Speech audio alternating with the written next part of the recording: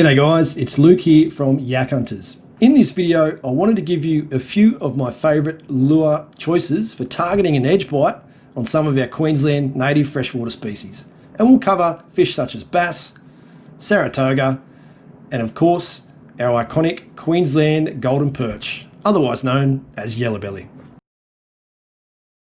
So one of the factors that can influence an edge bite is often the wind, whether it's windy that day or it's been windy the previous days. So what basically happens is the wind can blow onto the shoreline and blow all those small little bait fish up against the banks. So what you can see here is a few little bait fish that are taking refuge in the shallows up amongst the bank from the wind. And one lure I love to target bass with that simulates these little guys is the jackal squirrel hard body. Now this is a hard body diver that's also a suspending hard body. This is the 67 SP size, but they do come in other sizes also. So all I've done here is I've identified a bank where the wind is blowing up against. I'll cast the lure right up near the edge line, and the motion I use here is a few little twitches and paws. So what that basically does is get the lure diving down there and then sits and suspends at the target area where a bass can strike it. And quite often you'll find with the twitch and then pause is that the bass will strike this lure on the paws. And as you can see here, it's been hit by a nice little aggressive bass that has mistaken this lure for one of those bait fish that have been hiding up amongst the banks. So suspending dive baits or hard bodies are quite a bit of fun when it comes to targeting bass on the edge. Another popular lure choice for getting the edge bite on bass is a spinnerbait or a chatterbait. Now here I'm using the Hot Bite Spectre, and all I'm simply doing is casting it right up on that bank and slow rolling it back towards the deeper waters. Now these jigs present like a vibration or a flutter which can attract the attention of the bass, and they are weighted, so if you do find a drop off or a ledge, let it sink down, and quite often you can hit a bass that's just sitting there waiting for something to come out of the shallows. And this bass hit it quite aggressively, so the flutter or the vibration really attracted its attention. And there's a heap of these available. You can find all kinds of spinnerbaits and chatterbaits. They do work really well, particularly for bass, and they work well off an edge bite.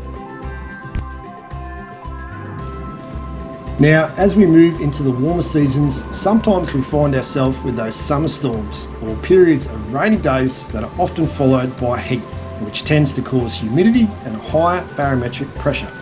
This can also activate some other prey sources, which are tadpoles and frogs. They absolutely love this warmer weather with rainy days.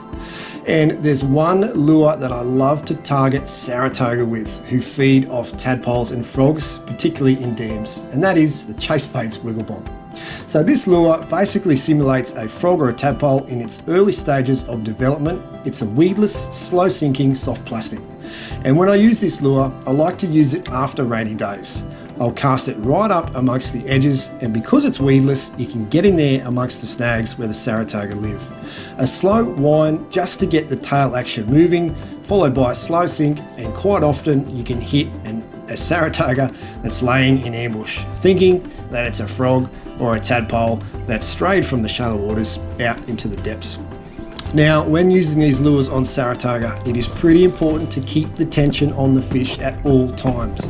Because they are a weedless lure, quite often if you don't keep tension on it, the fish can spit the lure, and that's the last thing you want.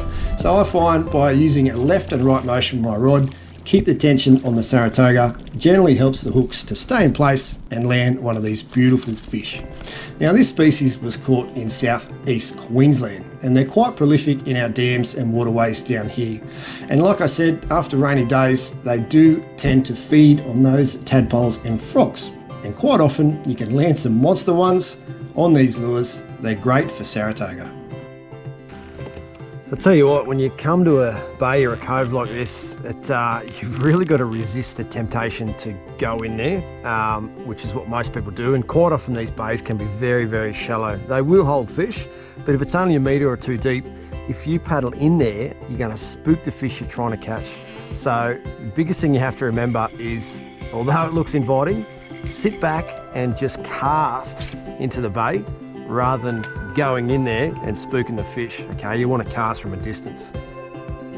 And lastly, let's cover off on our golden perch, aka yellow belly. Now, here in Queensland, these guys can get quite fat and lazy in our dams and waterways, and they sit on the bottom and eat things like shrimp and red claw crayfish. And there's one lure that is absolutely dynamite for these fish, and that is the EcoGear ZX40. Now, this lure is basically a little metal blade or vibe.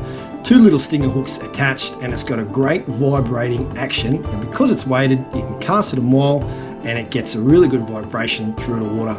So when targeting yellow belly with these lures, I like to run these along the edges or where it drops off, and just little vibrations or hops along the bottom. A few slow lifts followed by a few slow controlled drops, and quite often you can get a nice aggressive yellow belly that will mistake this lure for a red claw crayfish or a shrimp in distress.